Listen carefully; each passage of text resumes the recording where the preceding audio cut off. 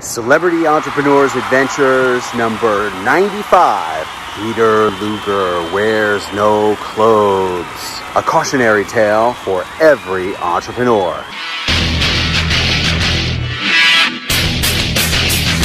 Last night, I had a really fun dinner and some really great conversation at Peter Luger's world-famous steakhouse in Brooklyn, New York. The original Peter Luger, the world-famous Peter Luger that I have been to many times. And sadly, I'm so sad to tell you that unless I read some really great reviews about how things have changed at Peter Luger, that will be my last time ever going to Peter Luger Steakhouse.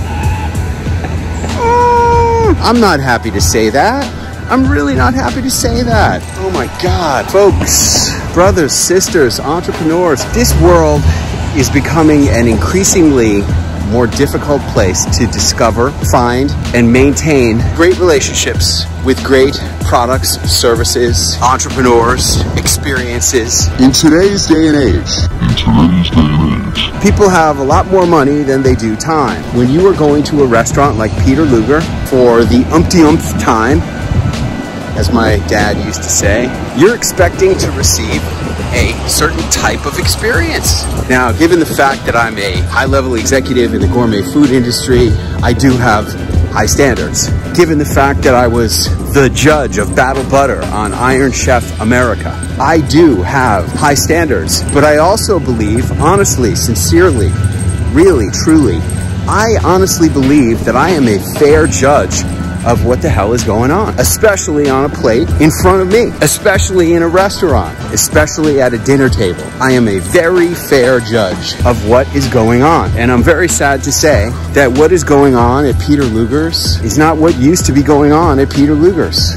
My previous dinner at Peter Luger's was 3 years ago with my wife, and we had a perfectly marvelous experience. Everything was just as it should be.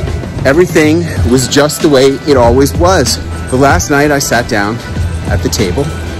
The waiter came up, and before he even put the menus down on the table, I just gave him the order because I know what to order at Peter Luger. It's not like I was ordering all their difficult or tricky dishes, man. I just went straight down the middle with exactly what they should have been able to deliver amazingly well.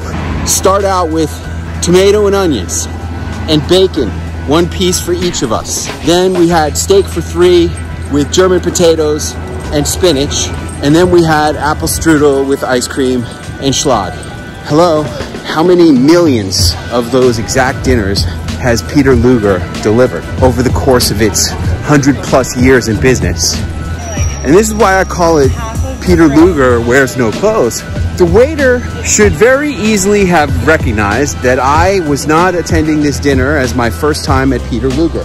Here I am wearing a suit in my mid-50s, nice coat, beautiful wife with another very good-looking couple around the same demographic. I ordered the food without even looking at the menu. How much more of a clue can you give a waiter that you've been there before and you know what to expect? Now, here's the part that really bothers me. This is what really bothers me. Here's what really bothers me. You know how at Peter Luger they put the little plate down because they're gonna tip big plate with the steak on it up on that little plate. For some reason, that's how they display. So the waiter shows up with the steak and he goes, "Careful, hot plate, don't touch the plate." And of course, my friend's wife looks like she's gonna touch the plate, and I'm like, don't touch the plate, because I'm expecting it to be like 1,000,000 degrees. The waiter actually said, "Careful, don't touch the plate." People, the plate was not that hot. The steak itself was barely hot. This is one of my biggest gripes about steaks in this very competitive steakhouse environment. A great steakhouse is expected to be able to serve a really great sizzling hot steak on a sizzling hot plate where the butter is splattering. The waiter actually said, "Don't touch the plate," but then he puts down a plate that's not that hot. And I'll tell you, folks, I'm sitting there eating the steak and I'm like, where's the excitement?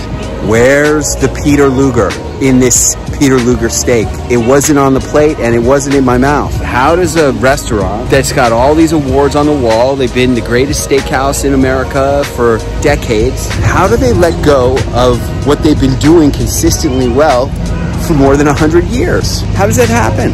How do the waiters who are depending on tips allow the quality control to go down the way it has? Waiters are part of the quality control process.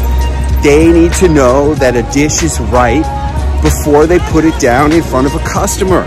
And this goes to a really important distinction, and that is the way you transform a customer into a client is to give them an amazing experience, not once, but at least twice or more times. If you can deliver it twice, then the customer stops being a customer and they become a client, a regular patron who comes back over and over and has a relationship with you, your product, service, the way I used to have with Peter Luger. There's a lot of good steaks in New York City. You couldn't tell me that this was a bad steak dinner in New York City, but I don't have to go to Brooklyn to get a good steak. I could go to the corner diner and get a good steak in New York City, and it'll be good.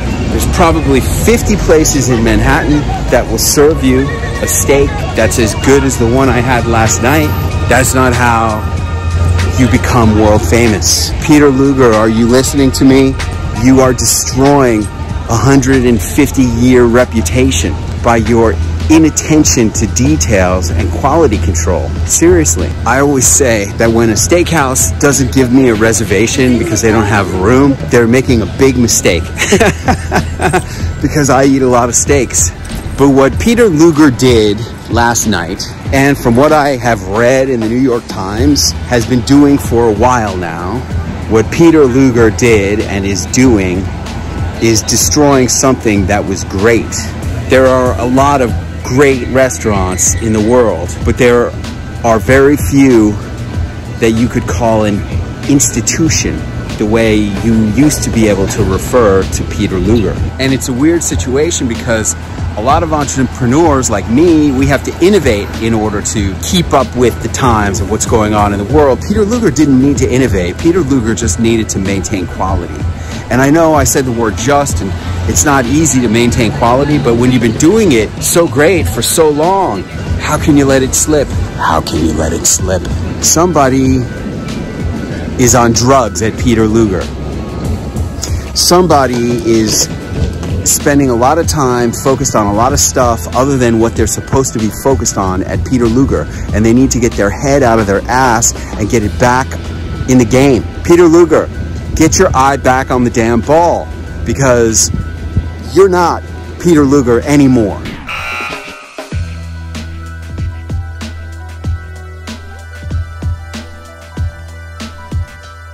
And this is to all the waiters, servers, busboys, cooks, prep cooks, everybody at Peter Luger. I know you guys don't think, oh, you know, my job is gonna make any difference.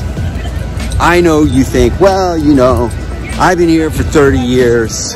It's always gonna be here. I know it's not what it used to be, but you know, what could I do? I'm just one guy. I'm just a waiter. Who am I to think that I can have a difference or make a difference on the quality of Peter Luger?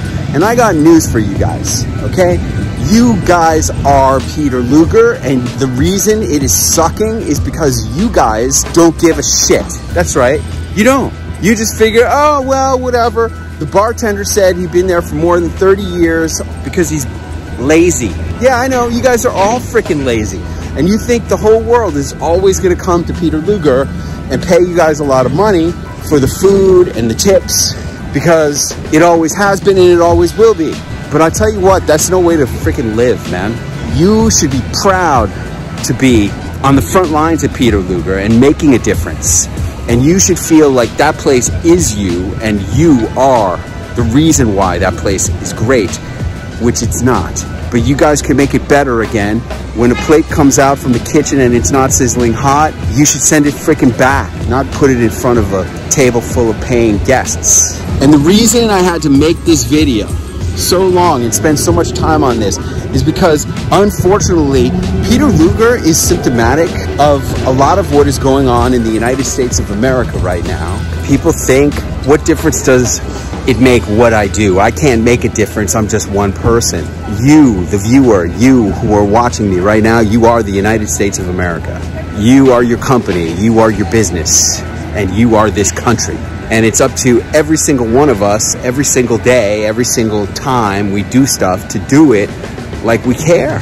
We are waging a big battle right now with forces that want to turn our country into a socialist experiment, as if they haven't failed at enough of them already. When nobody cares, when nobody feels like they can make a difference because everybody's provided for and everything's been going along the same for a long time, that's when you start having standards slipping like they do at Peter Luger. This country cannot afford to have our cultural institutions destroyed by mediocrity.